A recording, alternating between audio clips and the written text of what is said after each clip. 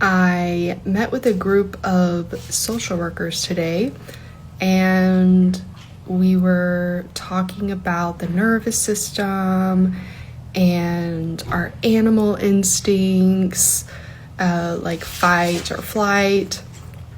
And we did a little exercise together where we worked through the 7 steps to de-stress. This is an Irene Lyon exercise. That's really good, and it's free, and it's online, and you should look it up. And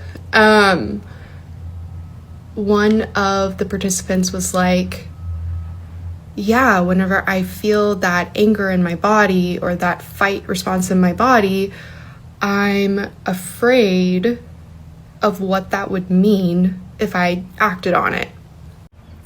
And yeah, she was like, what if I actually let myself feel that energy? Like, what will happen? She was like, I don't want to be out here like fighting people.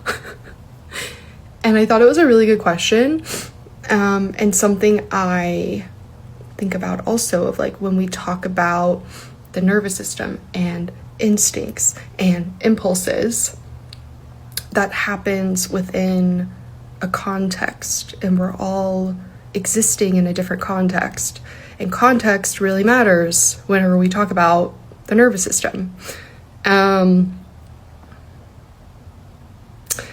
And so this question of, if I let myself feel that fight response and I take action on it, I'm afraid of what will happen, then led her to not really trust that experience, that sensation, which is completely valid. And so this led us to a conversation about containment. And Brigitte Corellis, she teaches sensory motor psychotherapy, and I really like her, talks about there being 3 types of boundaries. And the first one is called containment. And as you can see, containment is these arrows kind of coming into the circle, and that represents our space. So our space that we can fill up. So I really like what a therapist said to me recently, which is, her name's Anita. Shout out to Anita. That it's really important to know what's ours, like to have a feeling of what's ours, like that's mine. You know, when we're kids developmentally, there's a time in which we're like, that's mine. It's my popsicle. It's not yours. And for many of us, we didn't have that experience for whatever reason. And so if we didn't have that sense of knowing what's ours, I even think about like, this room is mine, then we don't get the feeling of filling up that space, of filling up what is us.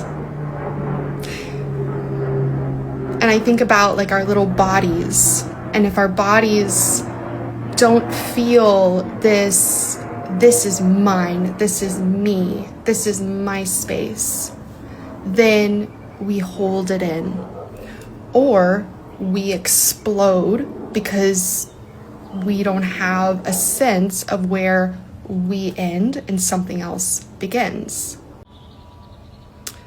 And so back to the question about, I don't feel like if I let myself feel that anger, like what's gonna happen, right? Is a really good self-awareness question. And I think it might mean that, one, it's okay to step aside and go into a space that can contain you, to call the friend, to go into the room, to sit in the car that you feel contained in. You feel like you can take up that space with your emotions.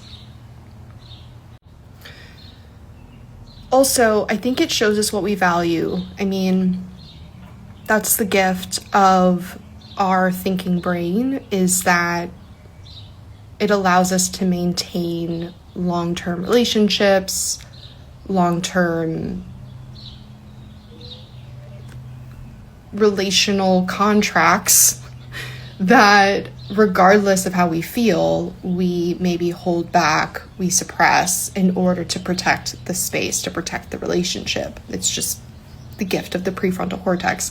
And so, yeah, I think it lends us to this question of values. It's like our desire to not let ourselves feel what we're feeling oftentimes shows us what we value. And so, yes, again, back to containment.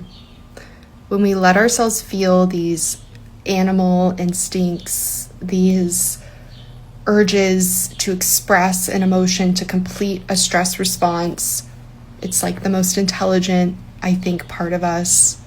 And containment is necessary. Like, if we don't have containment, and maybe it's a question for us to be asking ourselves, is like, were we modeled containment?